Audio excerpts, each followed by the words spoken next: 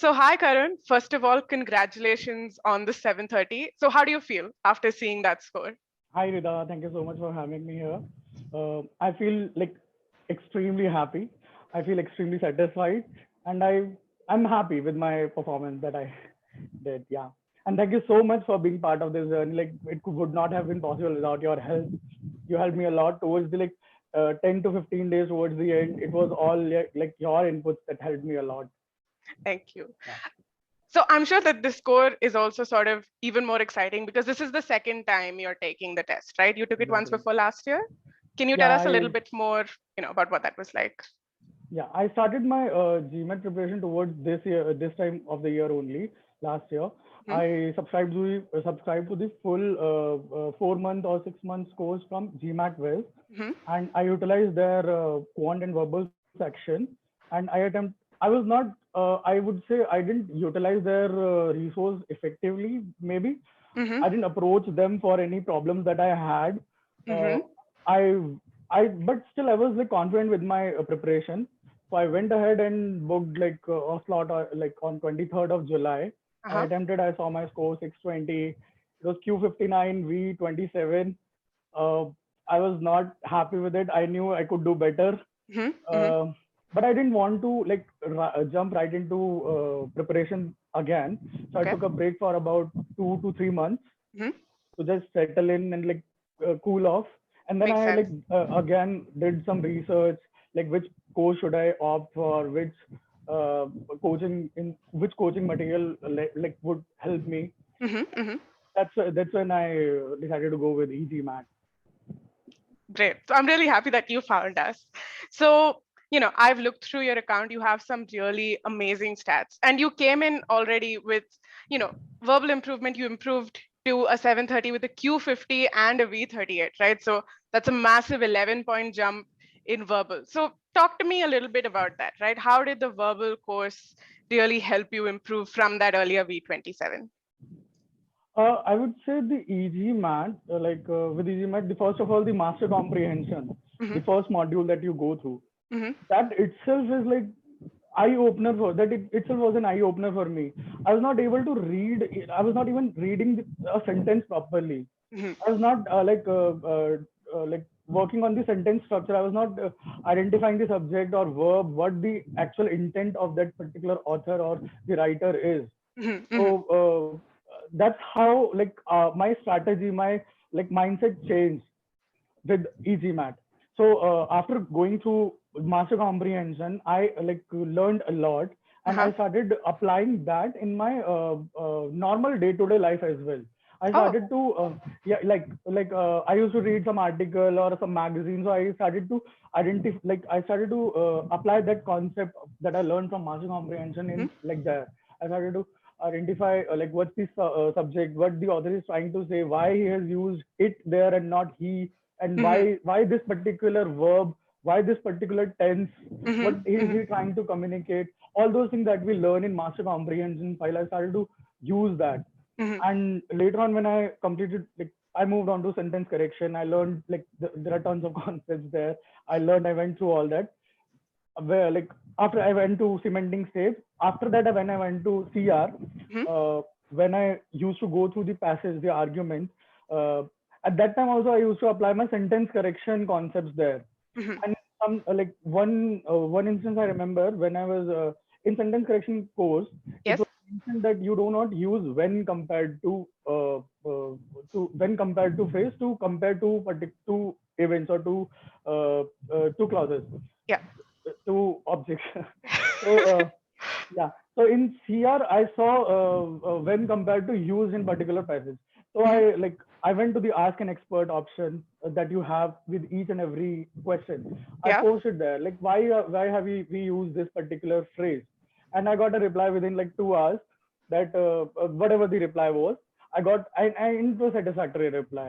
That they gave me some references to the official guide questions also, that where they, Mm-hmm. and they helped me understand that there are certain sentence correction concepts which are not kept in mind while writing this CR and RC passages.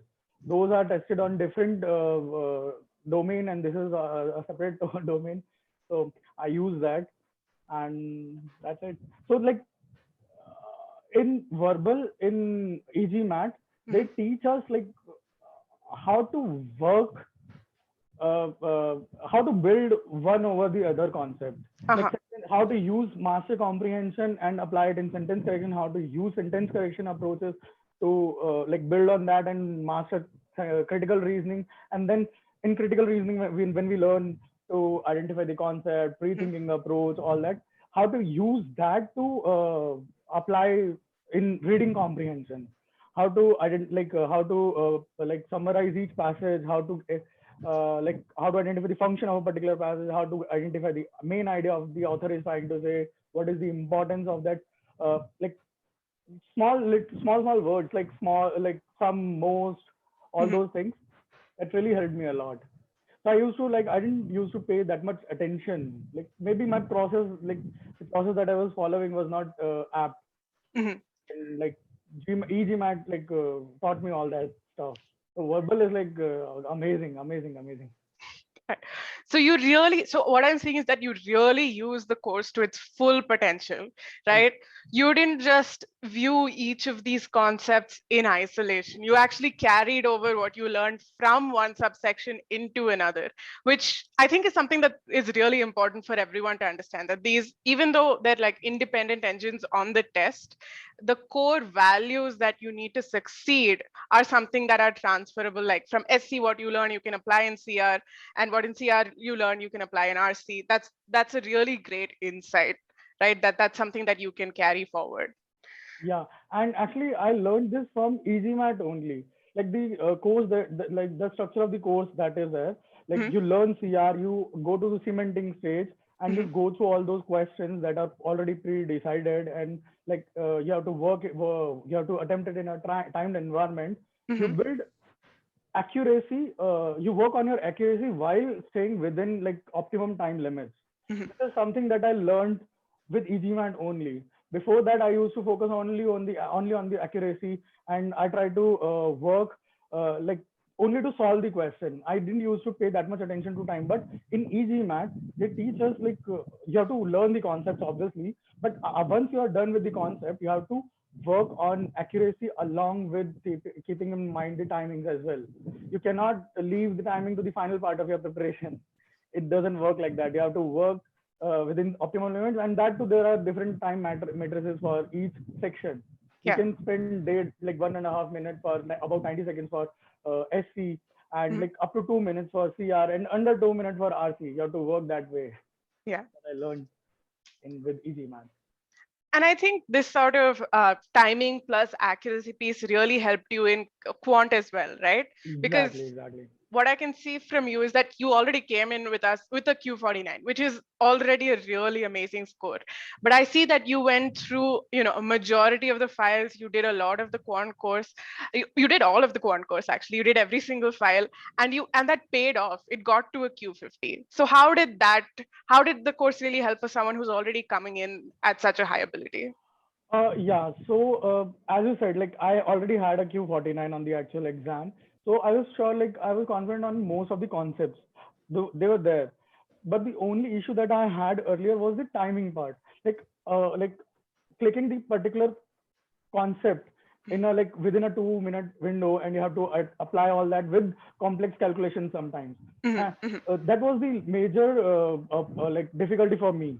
Previously I used to struggle with time, but as I said, in cementing stage you do not have the luxury to wait for like 3 to 4 minutes for a particular question.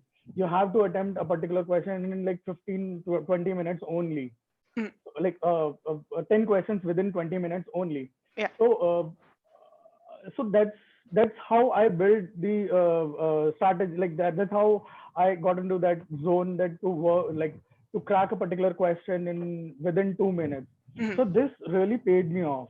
Like as I was telling you earlier, I towards the end of my actual GMAT exam as well, I had about 20 to 23 minutes, and I was about at 25th question. It was a really like it. I was self-doubting at that moment that whether I've like made some blunder. Am I getting too easy questions? How am I like left with so much of time towards the end? Like I remember on those last 5 to 6 questions, I spent about 3 minutes or so, just to make sure that I'm not falling in for some trap, and Mhm. I'm attempting like I used to wait like I used to pay extra 30 seconds just to be sure that I've not made any calculation mistake. Am I thinking in the straight direction? Like how am I getting so much time? So all that was possible only because I got into the habit of like staying within the time limit Mhm. from the e-GMAT. Yeah. So like yeah. So let's actually show people, some of your stats, right? So let me just share my screen. And if I actually look at your quant dashboard, what I can see is that absolutely, like you said, you have some amazing accuracy, right? And these accuracies actually predict your Q50 score. We are crossing that threshold. You're above the 65th percentile in hard questions, right? And beyond that as well, when I actually look at your timing, I can see that across the board, your timing is phenomenal. You're spending just about 2 minutes for hard questions, 1.5 minutes or so for those medium level questions. And that's across the board. You really sort of ironed out your weaknesses in all 5 of these quant subsections. And you've done that with very few questions, right? You took 4 mocks as well, and you did all the cementing, and you did that all within 539 questions. So, I mean, I think that shows that you don't really need to do a whole bunch of questions in order Exactly. to succeed. As I said earlier, it's not about how many questions that you attempt. It's about how you learn from your mistakes and how you try to identify all those root causes that lead up to that particular mistake, and how do you avoid that repeating that mistake on your future questions. So it's Yeah. about that. Yeah. And I think that that's something that you also learned when you actually went into your mock test phase, right? Towards Exactly. the end of your prep, where, if we look at your timing, we can see that you really sort of stretched that out over about 15 days. You spent adequate amount of time in between each test. So how is your mock strategy here different from what you prepared for when in your first attempt? In my first attempt, uh, I used to just go and perform attempt a particular mock on a Mm-hmm. particular day. Just look at all those questions that I did correct or I didn't do, I attempted incorrectly, and I didn't try to identify the root cause behind Mm-hmm. those mistakes. I just saw, okay, I made this mistake, I made this calculation. Okay, I need to keep that in mind. But this time, as after I performed a particular mock, I approached you. Although we have a lot of feedback from the engine itself that shows where all I can work, where all can I can work and improve, Yeah. but but you helped me a lot. You went to each and every particular question and told me and how I can improve on that particular section, how I can improve on that particular subsection. I remember quadratic equation was one of my weak areas where I was spending about 4 minutes. Yeah. I think on my first mock, I spent around 6 minutes and Yeah. I still got it incorrect. And on my second or third mock, I spent about 4 minutes and I still got it incorrect or correct. I don't remember. But and you said just don't spend too much time on that particular question. If you are not getting it correct within like 2.5 minutes, just mark guess intelligently, and move on to the next question, because you cannot afford to invest that much time, 4 to 5 minutes, on a particular question on your actual GMAT. And that's what I did. I learned. I went to the concept file as you suggested me. Mm-hmm. I learned, and I tried to attempt a particular question in within 2.5 minutes. And if I was not able to get it correct within that, but solve within that particular time range, I used to just mark it and move ahead. So as I was saying, you analyze each and every of my mock. You Mm-hmm. gave me you made a video for every mock. You made you told me where all I should work on what section or what subsection, what particular steps I need to take, which all OG questions I need to take, which all correct or incorrect previously attempted questions that I need to retake, how I should work on those weak areas. Yeah. That really helped me. And obviously that will take time. So I took about 2 to 3 days to analyze and work on those weak areas before attempting next mock, and I could really see the improvement. Yeah. Although we can see there is a gap of like 750 from 750 to 710, but that is for another reason only. But And then you bounced back again though, back to 740 and then 730 on your actual test. yeah, as I said, like e-GMAT mocks are as real as it can be, and you can like obviously you have to work on your weak areas. You cannot expect to like just you cannot expect a good score by only giving mocks. You Hmm. have to learn from your mistakes. You have to work on your weak areas. Then only you can improve. Yeah, that's spot on, right? And I think that's something that a lot of people might not understand is like necessary to improve during mocks. That's what I didn't like. That was my problem. That was the problem with me in my previous attempt. I had no one to approach and no one to guide. But this time, like the best part that I find with e-GMAT is the support team. It's there with you for like throughout your journey. Like obviously in the starting 1 or 2 months or 3 months when you're going through the concept files, you can, like there's nothing for you to like nothing for you to comment on that because Mhm. I'm working on concept files. But once I'm done with the concept and application files and I'm on the cementing stage, and even after cementing stage, during those final test readiness phase, the inputs that I got from e-GMAT team is like unparalleled. It was as good as having a private tutor. You were telling me each and every question, each and every subtopic, each and every like timings as well, timings, accuracy, subtopic level wise. The like the in verbal, I remember you telling me like doing good on my SC part, but I have to work on this area in CR, this Mhm. area in RC. You told me how to customize quizzes and work to practice a particular set of questions like boldface in particular CR and flop or fill in the blank type of question, but in RC CR section Mhm. Mhm. and RC main point RC section. So how to work and how to customize those quizzes, how to use this particular platform efficiently, and how to work on my weak areas. You were the one who told me all that, and not only during the final stages, as I said earlier, in the Mhm. initial concept files also, if I had any doubt, I used to go through all the ask an expert option. There's a thread we attach to each and every question. First of all, I used to go through the already answered or unanswered queries that people used to Mhm. ask, and even if then my query was not addressed there, I used to post my query, and I used to get reply within 2 hours or 3 hours, max 24 hours. Mhm. So it gave me a sense of a sense like that someone is there, that Mhm. I got a sense that I had a mentor to guide me through all those time, because obviously it's a long journey, about 4 to 6 months depending on your starting level and the time your other commitments, and you're bound to have some hurdles in between. There Yes. has to be someone like to keep you on track. Mhm. So the support, e-GMAT support, I cannot emphasize enough on this. The e-GMAT support that we get is like unmatchable. Like it's Thank amazing. Thank you so much. And I'll be sure to pass along your compliments to our SME team. I'm sure, they work really hard on forums and to give you those kind of responses as well. So to see that, you're leveraging all of those aspects that we offer you to the best possible ability and that it paid off is something that's really, really Exactly. amazing. One more thing that I would like to explicitly say is the error log part. Yes. Like DJ Dhananjay, he Mhm. was associated with me in the starting of my preparation.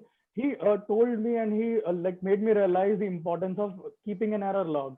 Yeah. And as we worked towards the end, I used to go through my error log. I used to identify like the kind of mistakes that I was repeating time and again for each particular section or subsection, SCCR, RCNP, word problem, and it really helped me a lot. Like I used to see that in sentence correction, Mhm. I had most of my grammatical concepts in place. The only thing that I was repeating every time was intended meaning. I was not able to like between two answer choices, I was Yeah. always marking the one that was sounding more correct.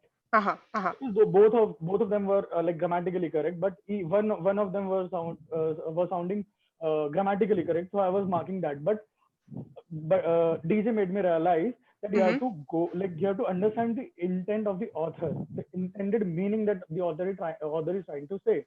The most common example was when in parallelism, when there are Yeah. multiple clauses or multiple phrases parallel to another, and sometimes the cause and effect relationship is lost in one particular option that is grammatically correct. So Yeah. he made me realize you don't have to, like, you have to focus on the intended meaning. Don't lose focus on that. So that is one particular thing that I would say that helped me in SC section. And similarly, there are a lot more things in CR, SC, CR, RC, and obviously in quant. Yeah. So error log was a major. Major thing. And you sort of used it from, your cementing phase onwards, right? Even Exactly. towards till the end, that was a really Till my important part. very last mock, I made Yeah. error log and I utilized it. Yeah. And you only like, I remember you telling me for each and every mock that not only for incorrect, you have to maintain, like, keep entry for the questions that you in your entry log for the questions you have spent lot more time. Yeah. So I used to make entry for those questions, and I used to identify why I spent three minutes for this particular question. What was I not able to crack this for this particular question? What made me like spend this much amount of time for this particular question? And it really paid off.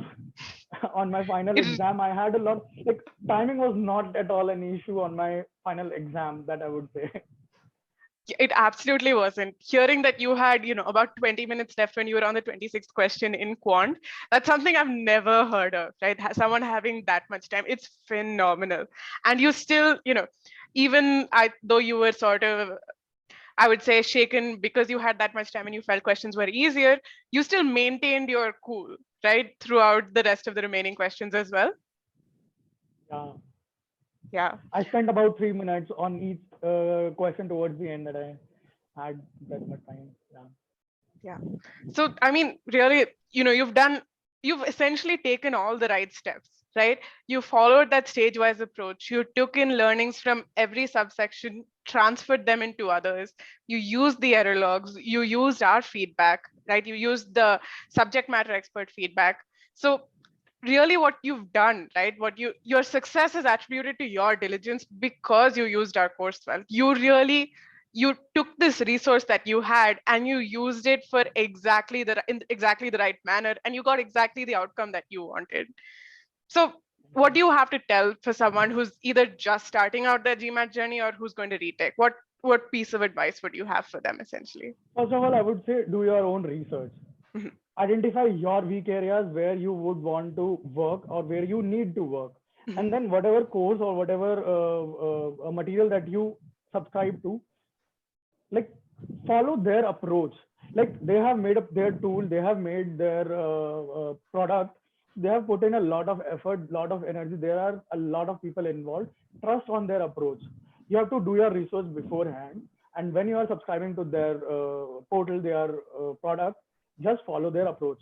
And, like, you are giving me those feedbacks for free. I've already subscribed to that portal. You are like, I'm not paying you anything extra for those feedbacks. So it is my duty to follow that diligently. It is my duty to extract out and to work on the feedbacks that you are providing me. So that is what I would say to the future aspirants, that work on your mentor, like, trust on your mentors, and, like, approach them. And, like, I know e-GMAT team is like wonderful. I'm saying it time and again.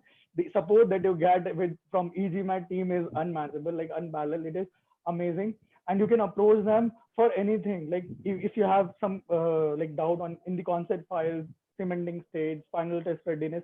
Like, I remember like writing to you on my like just days before my final exam when I was feeling like anxious, that what should I do, and you told me certain steps that you should follow this, you talk to someone, yeah, and that really helped me a lot.